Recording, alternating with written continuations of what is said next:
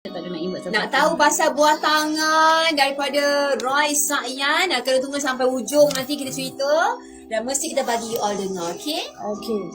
Saya istimewa, sangat istimewa pasal dia dan actually Royce ada sedang buat lagi yang terbaru ni. Lagi. Ada. So bila agak-agak tu?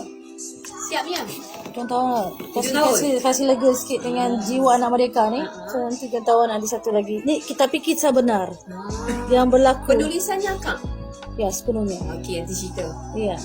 Nanti kita nak cerita sikit tentang Rancangan akan datang tu. perancangan akan datang. Saya nak cerita sebenarnya isu tentang penulis lagu dan komposer. Apa beza dia?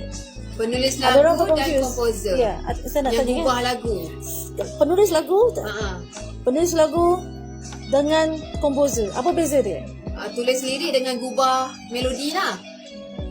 Betul tak? Tak ada penulis lagu kakak bawakan seni kata oleh